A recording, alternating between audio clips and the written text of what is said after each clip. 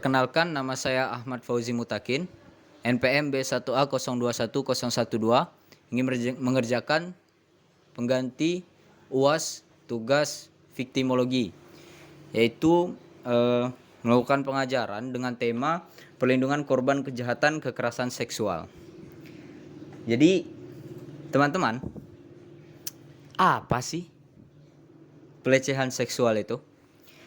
Pelecehan seksual adalah segala macam bentuk perilaku yang berkonotasi atau mengarah kepada hal-hal seksual yang dilakukan secara sepihak dan tidak diharapkan oleh orang yang menjadi sasaran, sehingga menimbulkan reaksi negatif seperti malu, marah, benci, tersinggung, dan sebagainya pada diri individu yang menjadi korban pelecehan tersebut.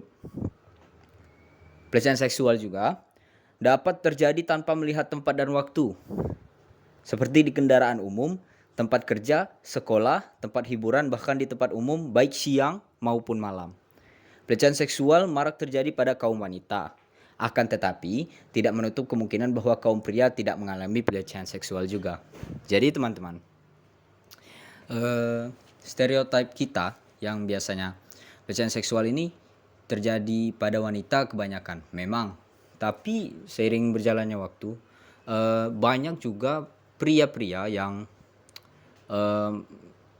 mulai berani untuk mengatakan bahwa mereka juga pernah kena loh gitu pelecehan seksual, walaupun perasaan malu dari pelecehan seksual tersebut membuat mereka mungkin awalnya ragu-ragu. Baik, slide selanjutnya itu bentuk-bentuk dari pelecehan seksual itu tersendiri. Pertama itu ada pelecehan fisik, yaitu sentuhan yang tidak diinginkan mengarah ke perbuatan seksual seperti mencium, menepuk, memeluk, mencubit, mengelus, memijak tengkuk, menempelkan tubuh atau sentuhan fisik lainnya. Lalu pelecehan lisan, ucapan verbal atau komentar yang tidak diinginkan tentang kehidupan pribadi atau bagian tubuh atau penampilan seseorang, termasuk lelucon dan komentar bermuatan seksual. Baik, lanjut. Pelecehan nonverbal atau isyarat. Ada juga loh teman-teman, yaitu bahasa tubuh atau gerakan tubuh bernada seksual, kerlingan yang dilakukan berulang-ulang, menatap tubuh penuh nafsu, isyarat dengan jari tangan, menjilat bibir atau yang lainnya. Lalu pelecehan visual, yaitu memperlihatkan materi pornografi berupa foto, poster, gambaran kartun, screensaver atau lainnya, atau pelecehan melalui email, SMS, dan media lainnya. Lanjut yang terakhir teman-teman, itu pelecehan psikologis atau emosional, permintaan-permintaan dan ajakan-ajakan yang terus-menerus dan tidak diinginkan, ajakan kencan yang tidak diharapkan, penghinaan atau celaan yang bersifat seksual. Jadi pelecehan seksual itu enggak dari fisik aja loh teman-teman, dari verbal tadi ada kan, dari isyarat pun, yang misalnya kalau teman-teman lain pernah ditatap orang lama gitu kan, terus merasa nggak nyaman, itu bisa termasuk lah teman-teman. Mungkin lihat dari tatapannya dulu ya. Tapi bahkan ada pelecehan psikologis ini, yaitu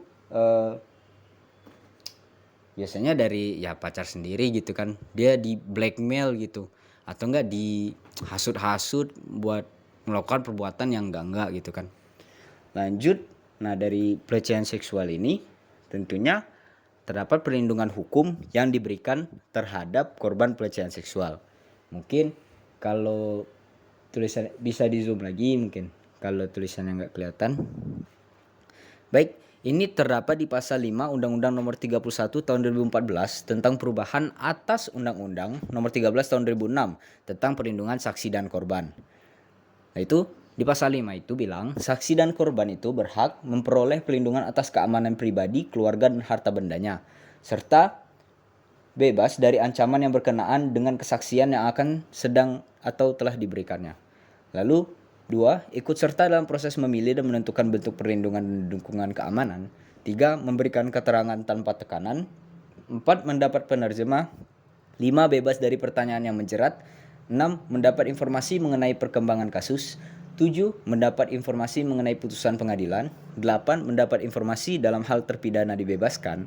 9. Dirahasiakan identitasnya. 10. Mendapat identitas baru. 11. Mendapat tempat kediaman sementara. 12. Mendapat tempat kediaman baru.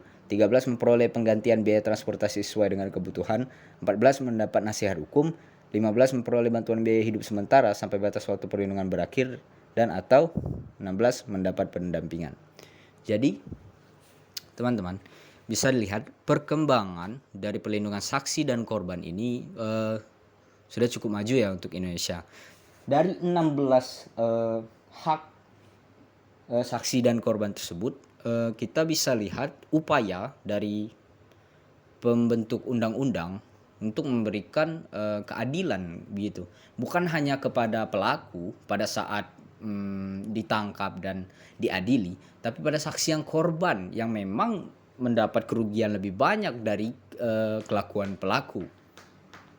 Baik, selanjutnya itu di pasal 6 Undang-Undang yang sama, yaitu nomor 31 tahun 2014 tentang perubahan atas Undang-Undang nomor 13 tahun 2006 tentang perlindungan saksi dan korban, yaitu korban pelanggaran hak asasi manusia yang berat, korban tindak pidana terorisme, korban tindak pidana perdagangan orang, korban tindak pidana penyiksaan, korban tindak pidana kekerasan seksual, dan korban penganiayaan berat. Selain berhak sebagaimana dimaksud pasal 5, juga berhak mendapatkan bantuan medis dan bantuan rehabilitasi psikososial dan psikologis. Jadi dari banyaknya kasus kekerasan seksual ini, banyak memang yang akhirnya korbannya ya jelas trauma kan teman-teman.